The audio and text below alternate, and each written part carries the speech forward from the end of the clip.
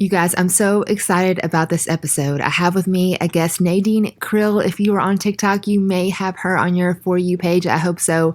She is spreading so much light into the world, and we are going to have a shame-free conversation about sex, finding your voice, and why it is never too early or too late to chase what sets your soul on fire. Oh, get ready. I'm excited. Hey, my name is Katie Bulmer. I was your typical heartbroken and hungover sorority girl who looked for love in boys, Bacardi, and did I mention boys? After the breakup that broke me, I met the only man who can truly fulfill me. His name is Jesus. Shortly after that, I met my husband, the best example I have met of Jesus on this earth.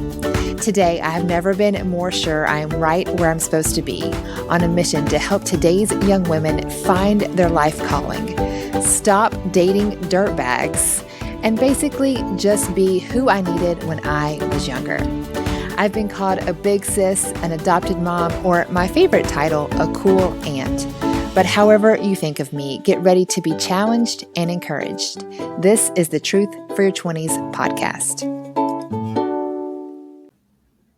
Hey friends, my name is Katie, and this is Truth for Your 20s podcast. I have with me my friend Nadine Krill. Hi, Katie. Thank you so much for having me. This is such an honor. You're so awesome. Well, we had a conversation on your podcast a couple weeks ago all about dating, and it was just such a fun conversation. It was like, we have more to say. Like, we need to talk to you. So that's essentially what we're doing here, right? Yeah, you have such good advice. And man, just anytime anyone asks me about dating advice now, I always refer back to what you say. Are you who you want to marry? Preach. Yes. Yep. I know. The original quote I got from Andy Stanley is, "Are you who you're looking for is looking for?" But that makes people cross their eyes sometimes, like, wait, what? But yeah, essentially, another way I heard it was, would you marry yourself? Now, not of course like yourself, but would you marry the type of person that you are right now? It steps on your toes, and it's also challenging, you know? It definitely is. And the original quote too makes you really sit back and pause and reflect on it. So I get why he worded it like that. Yeah, it's good. It's so good.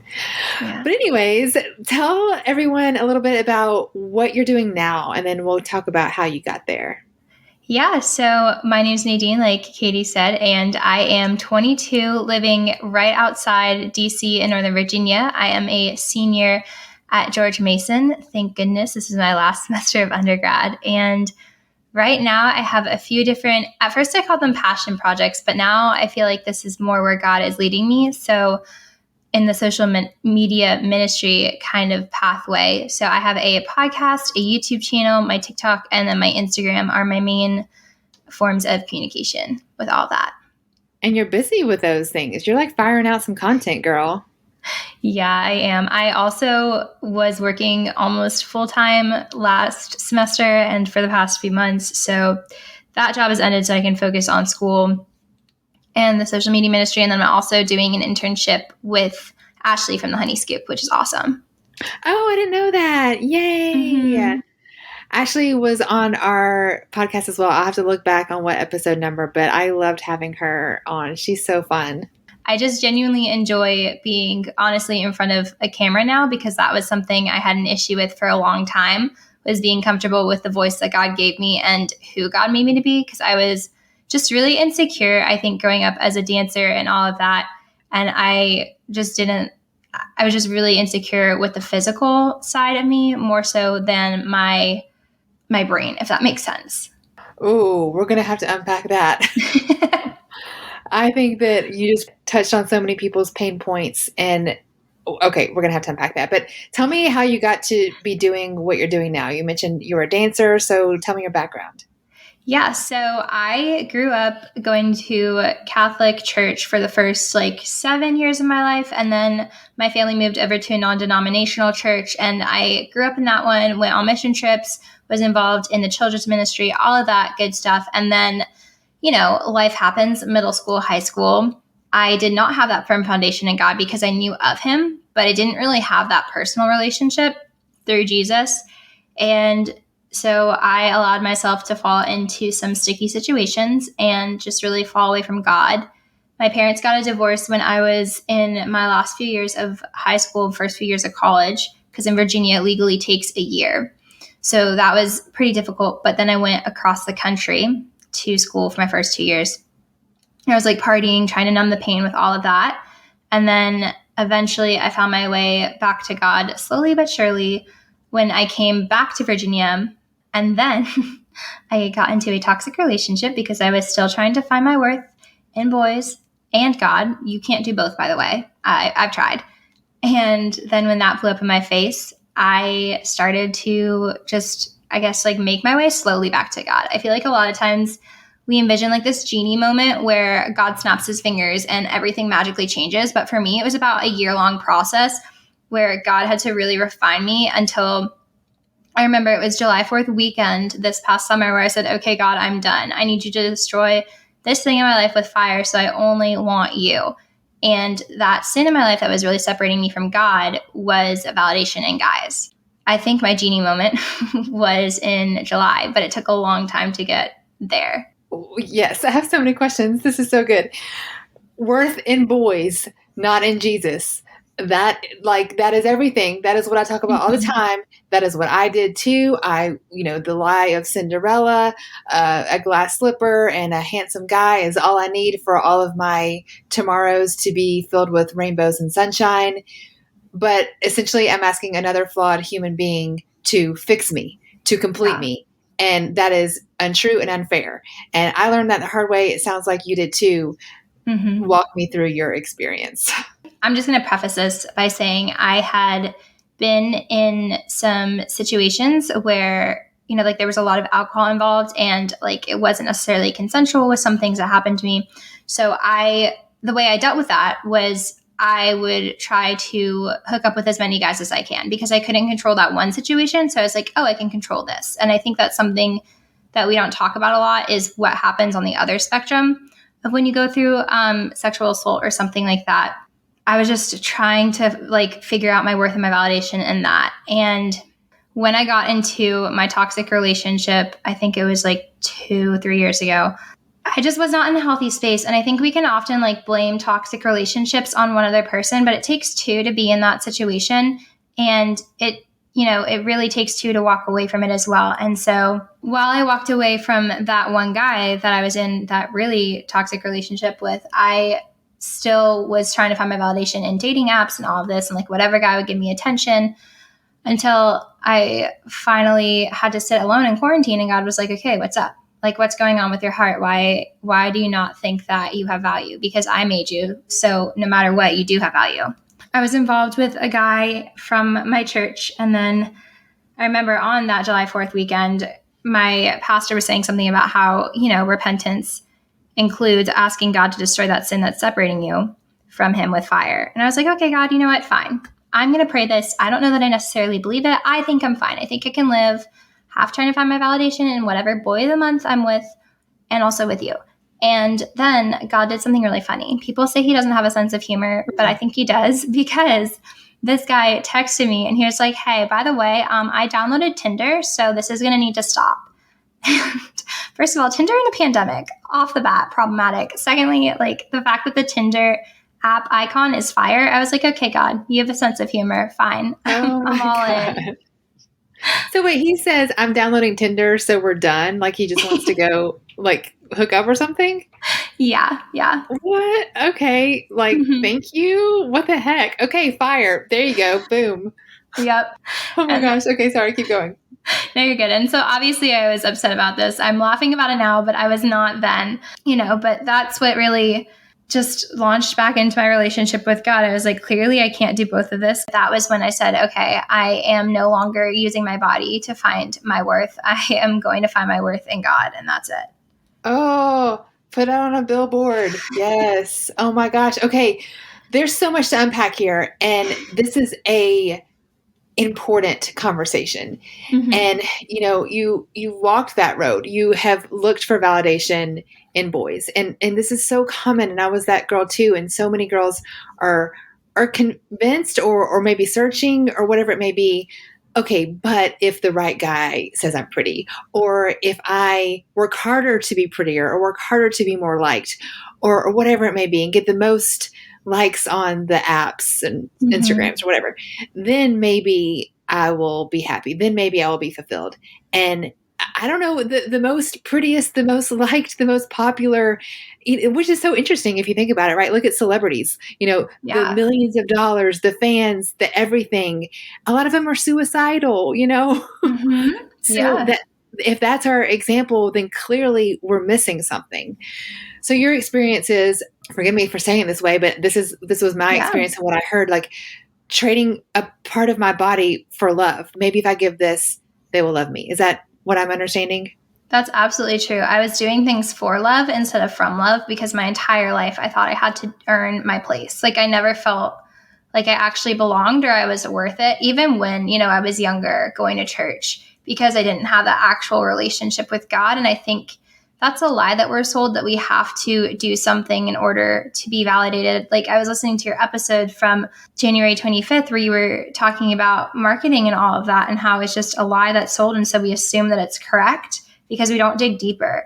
And I Yeah. don't know, it's not worth it to live life being numb to everything. And then it's also just exhausting trying to put on this facade that I belong here. Like, let me prove my worth to you. Like, we were not created for that. Like, Jesus did not come down, die on a cross, and then defeat death for me to just, I don't know, like not live my life. Yeah. And then also live your life in fear, in am I good enough, and questioning your worth. I mean, isn't that like at the root of it? If this guy likes me then, or if I'm popular enough then, and what is then, and where is the line of enough? If no one ever Yeah, knows, then how do we know if we got there? absolutely.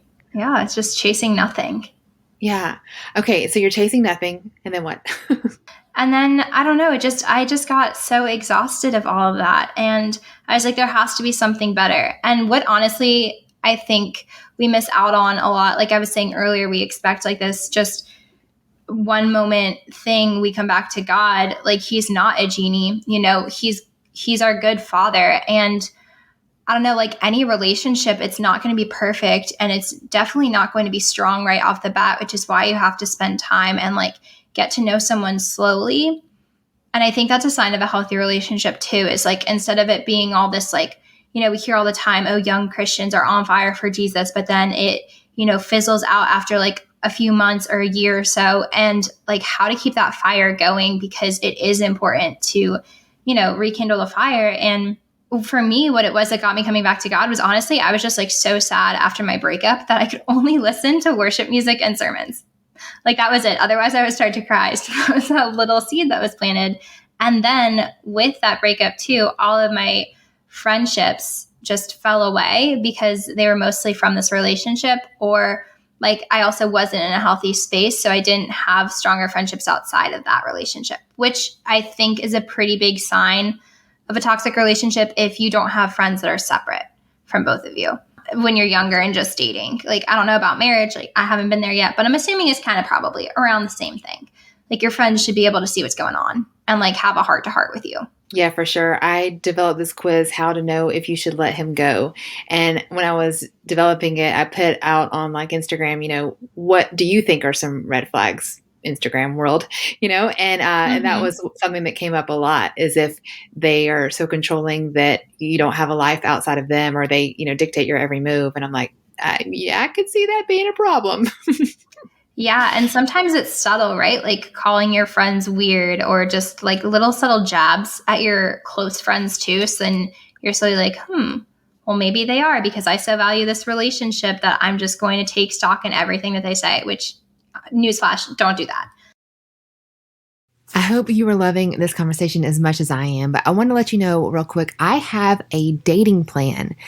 So, the way I always say it is an architect makes a blueprint before they ever break ground, and a business owner has a budget before the next fiscal year. Why in the world are beautiful women walking into potentially one of the biggest decisions of their life, a dating relationship with no plan? So, I have 3 resources to serve you. I have a free quiz with over 3,000 participants to date. I also have a $5 PDF, just something to print out and take to heart what matters to you, write it down in a dating plan, and a super affordable $29 course. Most girls that tell me is the best hour spent.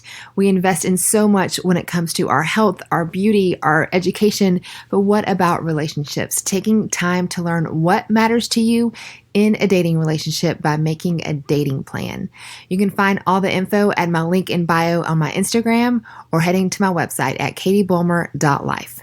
One thing I want to talk about is having this shame-free conversation as it relates to sex in the Christian context, because so often, it is put in this box of purity culture, and that is not what you're trying to communicate. You're trying to communicate, I've been down this road, and it is lonely, and it did not serve me, and again, you're chasing the wind, right? Or chasing, what'd you say? Like whatever. Yeah, chasing nothing, but chasing the wind nothing. is, yeah. Yeah. And running at full speed, right? And that's how it's how I was too. Man, it's such a beautiful, important conversation that not enough people are having. And first of all, kudos to you with your 22-year-old self talking about this on the interwebs. Well, I think a really important lesson has been too is that, I get to decide what and who actually speaks back into my life. Like, we're bombarded constantly with so many opinions and whatever else, just junk in general. And so that's when it's important too to be able to walk with Jesus and know, like, hey, this is a sermon that says, yes, this should be speaking back into your life. Or maybe ignore this Yahoo on the internet, and just pray for them. Instead of engaging. Yeah. It's who I wanted to be when I was younger. I so badly needed that mentor that's like, hey, listen, life is rough, but I'm going to help walk you through some of these things. Because when I was younger, my mom told me, don't have sex until you're married. And I was like, okay, well, all my friends had sex by 13 or 14. I am way behind, which no. So, it's just, what lies are you believing over the truth? Oh, well, can we talk about that too? Yeah, of course. Because, social norms are important, and what we define as, quote, everyone. Now, first of all, I'm curious the reality, because a lot of times we think, quote, everyone is doing it, but actually statistics show it's less than you think.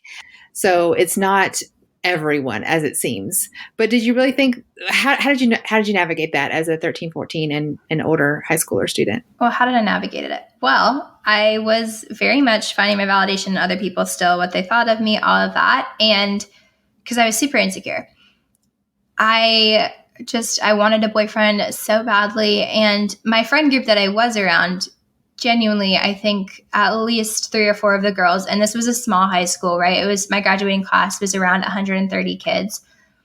They were sexually active. And so I thought I was just super behind on the game, which also, it's not a game. And so, by the way, just a side note, if someone wants to play games in order to be in your life, let them go. There's no need. There's no need for that. If you want to play a video game, turn on your Nintendo Switch or whatever. But it's just, that's why it's so important about who you're surrounding yourself with and who you're letting speak in your life. And I'm not saying that anyone that I was friends with was a bad person, right? We all have our own struggles, but it's especially important to guard your heart. And so should you stop being friends with people because they're doing activities that maybe you don't agree with, or, maybe they're not believers? No, you shouldn't not be friends with those people. How else are they going to get to know God? But you need to be able to then also have a tight-knit circle that's going to lead you closer to Jesus, and you need to be strong-willed enough. It's not even your own free will. It's just, are you walking with the spirit of discernment or not? So just again, it goes back to having your firm foundation in God. And while I know it definitely wasn't everyone, like you were saying on your other podcast about how, everyone's getting married and engaged and having babies. No, it's not really everyone. Yeah. But, proximity is so, so key to your worldview, and then where you place your values and where you place your worth. I remember when we moved from a small town, I never would have thought that I felt this way, but I did. I thought that my small town was the world, and it sounds so dumb, but we a lot of people we fall into that. We fall into this circle of human beings that surround me are my world, and that's so finite. And then when we moved 5 hours away, it was like, huh. Turns out there is a much bigger world out there. And gosh, when you take an even more zoomed out view, think about different time zones and different languages. And there's so much more to the people you go to high school with or the people in your immediate friend group. And I get that it feels like your world, and that is normal thinking, but that is a very finite view. And just remembering that there are other people who feel like you feel, even if you currently don't see it. Absolutely. And same with college too, right? Like it just with the culture of college, and I guess now it's a little bit different because of Zoom and everything online, but at least when I was actively in college, and I still am, but I think of my college years as, when I was out in San Diego, all my friends were hooking up with guys and we were just partying on the weekends. And like, I was not sober for a huge part of college. Your worldview is your worldview, but it's not like the world. A lot of people think that God says this rule to keep us from having fun or to because he's holding out on us. And that then you finally realize maybe he has our best interest at heart. Maybe he's saying that not to steal from us, but actually to give to us. I always think about my children and how it's like, I don't want anything from them, but I want the best for them. And so God's not saying, hey, don't, shack up with people because I don't want you to have fun. Like, I want you to have ultimate fun. I want you to have the best fun. But this is a fragile and complicated gift. And I know the depth to which it can bond people and also the depth to which it can scar. And I care about you and I want to protect you. Yeah, it has been. And I think another part of it is I feel like the Christian community can have a way of making you feel like less worthy of God's love if you've had sex, or less worthy of God's love if, you're struggling with any sort of sin that has to do with sex. And they make sin into this dirty word, which, yeah, it is, but more so it's just separation from God. And God has created sex to allow us to be more intimate, honestly, with him, because it's the most intimate thing you can do with another person on this planet, because then they have access to your body fully, to your soul fully, to your mind fully. It's not that, God is like withholding this thing from you. And I hate the present analogy, but, if you know what the present is before Christmas, you're like, okay, whatever. Like, so what? But here's the good thing about God is he redeems and restores everything. So, I had sex before marriage, and it took me a long time to understand that it was because that I am valuable to God. And because I want to serve God better. And I know if I am chasing after boys and spending my time worried about, who am I going to hook up with this weekend? Or what does this guy think of me? Then I'm going to have less time to love God and love my neighbor like he called me. And you know what? Like, truly, you could listen to a million podcasts and sermons and read all the books about, sex and purity and, sex culture in the church and all of that. But at the end of the day, if you do not have that relationship with God, it's not going to get through to you. Like, you're not going to get it. Yeah. So that's why I think it's so important. You have to have that base work, like that strong foundation, before you can dive into those more complicated topics. Like, we try to overcomplicate our faith all the time. At the end of the day, it's, do I want Jesus more than anything else? So yes. And I think the conversation that isn't being had by the church, or at least I'm not hearing it, is this isn't save yourself for marriage, and if you didn't, goodbye. Like that. No, this is, I don't care what happened yesterday. I care about what happens tomorrow. And again, I don't care what happened last spring break. Like, where are you going from here? And, you walk through, it sounds like a lot, some your choice and some not your choice. And I'm sure that is just so much to take in, but that was yesterday. And look at what you are writing for your tomorrow. It's so beautiful. Yeah. God is so good. He redeems and he writes the best stories, better than we can ever think of ourselves. And that's my story too. I wasn't a virgin at all before I got married, and my husband was, and he waited for me, and I would have told you on paper that that mattered to me. And this is again why I'm passionate about this message, because I would have told you that mattered, but my teenage self didn't act that way. And so again, Yeah. those good intentions eat my action steps for breakfast. And so how am I behaving? Not just how am I intending? And, but then, as we said, God restores and redeems and makes all things new. And that was part of our proposal story. Like Brian had all these little stations set up, and one of Oh, them was a basin of water, and he had like little cards laid out. And one of them, and the basin of water said, "Wash your hands in this water. This to me signifies your purity in Christ. You're a new creation to me." And go to the stairs for your next clue. So it was I'm like gonna all these cry. different. That's so cute. I know. So he always saw me as a new creation, but I had to see myself as that new creation, to be new in his eyes, to be worthy in his eyes. And it was way harder for me than anyone else to see the new creation. And that's why I'm so passionate about this message. We think of physical intimacy as the only form of intimacy, but there's mental, emotional, spiritual, and you are so much more than just your physical body. Like, I don't know anyone that would argue that point. And so when we say that hookup culture is fine, but you're more than just your Yeah. body. Don't you want to be known for who you are much more deeper than that? Don't you want to be known for the good and the bad and the ugly of you, and what you stay awake dreaming at night about, and your hopes and dreams, and all of the beautiful sides of you, because there's so much more than just your Yeah, body. that's good. And then, like, what do you bring with you after you die? Not your body. That's for sure. Yeah. Ashes to Oh, ashes. So, yes. you're never going to find validation in something that started from ashes. So, And you have an amazing 20-year-old body now, but that's also going to fade, even on this earth. So that is such a finite part of who you are. It's a beautiful part that we see, but there's so much more to you than just your yeah, body. So, oh man, are we changing the world right now in this I think conversation? so. And I love what you're doing, because my life took a 180 my senior year in college, like where you are now. Mm-hmm. And I don't want to say it's a regret, but one of the things I kind of wish I would have done sooner is doing everything I'm doing then, because that's when I learned, oh my gosh, there's a different way to do college life. Oh my gosh, it turns out a boyfriend can't complete me. Oh my gosh, it doesn't matter how much tequila you drink, it's never going to fill all your broken places. And I wish I would have gone back and shared my story then, but I got caught up in who are you, and they're not going to believe you, and those are the same girls who you partied with and did questionable things on spring break with.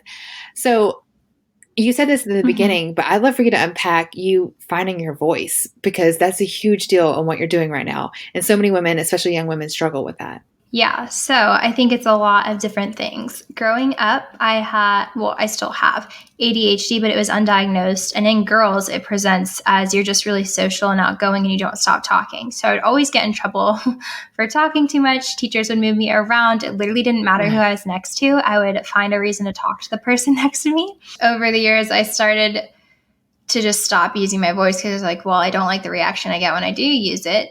Or sometimes I'd be a little bit too loud and I would get looks. Just my entire identity, I feel like I just hated myself for so long. Like, my name is not a typical name for someone in my area, like Nadine. I still even get like some a little bit like racist comments and just, like, oh, what a weird name. So I didn't like that. I so badly wanted to change my name to like Katie or Anna or Abby when I was younger. And, I think that was a huge part of who I am too. And I just didn't have the confidence that, there's a reason that God gave me a voice and it's not to let it go to waste. And, I did end up taking some communications classes in college, and I genuinely love speaking. And that's a passion of mine, but I didn't feel like I was qualified to do it. Like you were saying, oh, well, who are you to speak? Like, who would believe you, what you had to say? Would it be of any quality? Would anyone even take away from it? And here's the thing, unless you try, you'll never know. And it's really not that big of a deal if it doesn't take off. And it's not even failure, because at least you tried. I think failure is more so just not even trying. But yeah, just I always thought my voice was annoying, hearing it back in recordings and all of that. And that was just something I had to get over, because at the end of the day, if God has given you something to say and it lines up with his character, and, you know, there are mentors in your life telling you, yeah, you should use your voice, then you should use your voice. Yeah. So, Okay. So how did that start for you? it started off with TikTok. I didn't tell any of my friends that I was on TikTok for a while. And then it turned more into this summer, because I live right outside of DC, just seeing all of the protests and just how badly I think our generation wants to be heard, but we don't really want to listen to. I think that's a big part of it, because I had spent so long listening and just so long not speaking my mind because I was afraid of what other people would say. But so I think it's definitely, there's a fine line between, am I just speaking loudly just to speak, or do I have something of value to add to the conversation? And am I humble enough to listen and learn from people who might have walked before me or have a different path than I do? That kind of drew me into doing my podcast. Again, I liked the idea of a podcast because you didn't have to see me. And, you know, a huge thing too is I didn't like being seen because I didn't think I had value in that, which, you know, stems from just childhood stuff too. So that started the podcast, and then I got really positive feedback from people. Obviously, some people are never going to like what you put out there, and they're, you know, that's just on them. That's not a reflection on you. But for the most part, I was like, okay, if this is helping people, and I hear so often on my TikToks too, girls will ask me for advice and they'll be like, oh, well, I wish you had longer videos because I really like what you have to say. Or I'll be just, you know, encouraging one of my friends, and they're like, you know, a lot more people probably need to hear this. Why don't you start a YouTube channel or something? And that was something I'd thought about honestly for years, but I just didn't have a reason to. And when I say years, I mean like back in middle school. I was like, oh my gosh, this YouTube channel, this would be so cool to do, but I don't even know what I would talk about. And then God said, here I am, I'm your reason. So now you're on lots of platforms, social media, podcasting, and YouTube. That's awesome. And essentially, what would you like tie, you know, say your mission is? Yeah. So my mission is really just helping other young women and girls find their firm foundation in Jesus, because once you have that firm foundation, then nothing can shake you truly. And I don't mean, you know, the going to church on Sundays, listening to a worship song here and there, or having a pretty Pinterest Bible journal. I mean a real raw relationship with Jesus. Like, do you know who he is and how loved you are by him, and how intentional he was in making you? And, you know, when you truly know that, like that's what love is. And then you shift your mindset from doing things for love to doing them, hey, I know I'm loved, I'm secure in that. And so I'm going to go out there and I'm going to love the people that God made the best I can. And I don't mean like you make yourself a doormat or anything, but, you know, you are called to love your neighbor, and you don't get to choose which neighbor. You're called to love everyone. And you don't get to choose which neighbor. That's good. And I love what you said. You do things not for love, but from love. So your younger self was looking for love in all the wrong boys, right? In all the wrong parties. Yeah. And now you're doing things from love. That is powerful.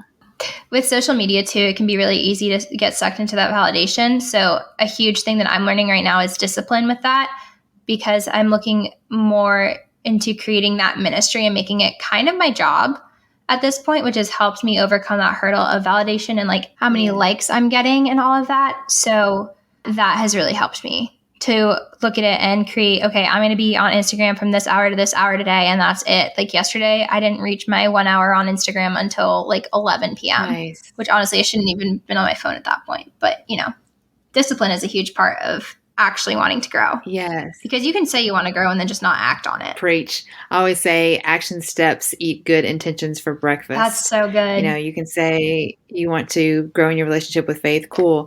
Like, when's the last time you opened your Bible? When's the last time you reached out for accountability? You can say you want to run a marathon. Cool. When's the last time you put on your running shoes and got out there and actually trained? You know, saying you want to do something is I can say any day, I want to be a professional athlete.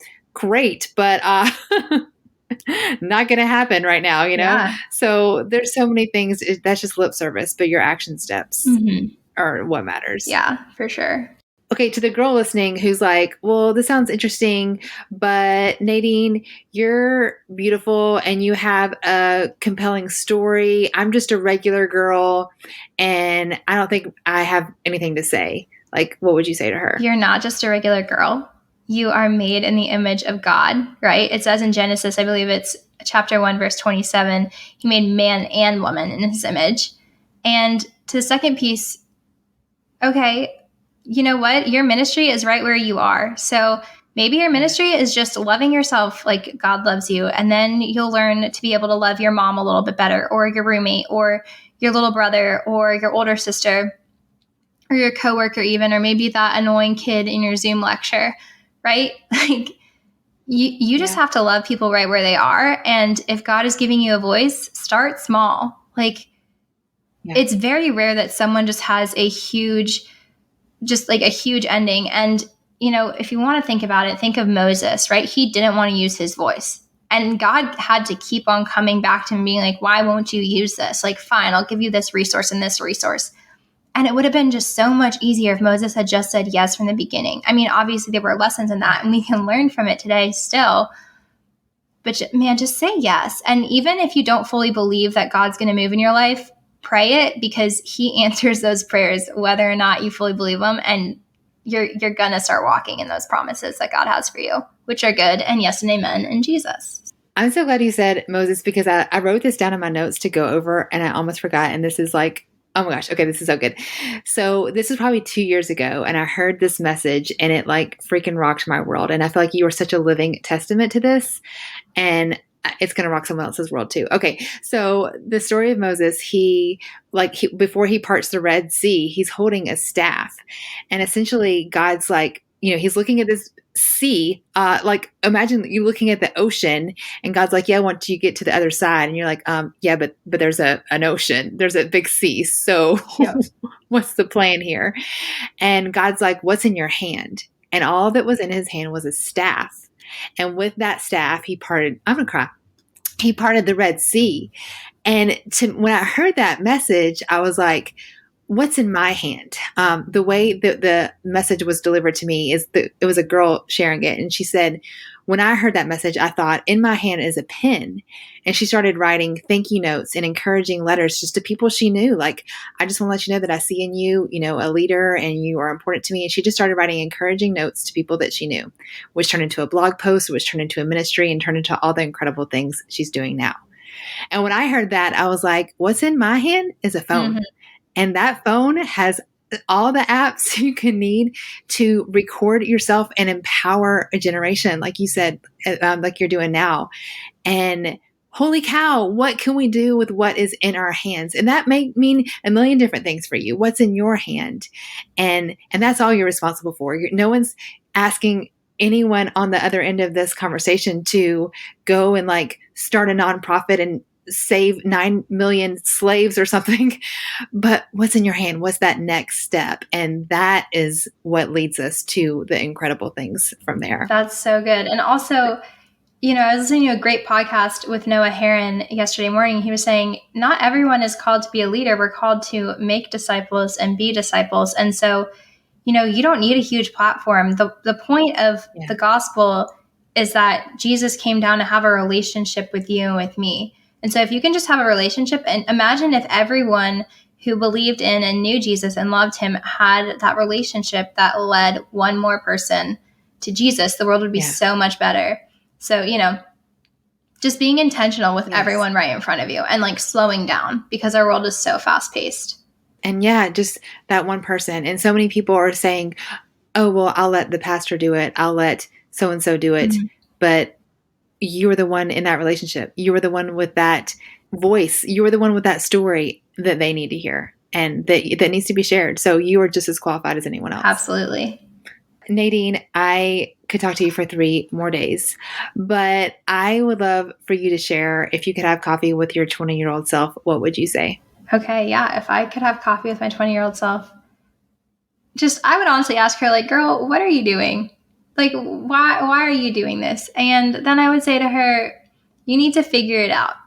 Like, you need to just take this moment and figure out who God has called you to be and who you are in him, because everything else is not working. You've tried it for 20 years. Give Jesus the wheel.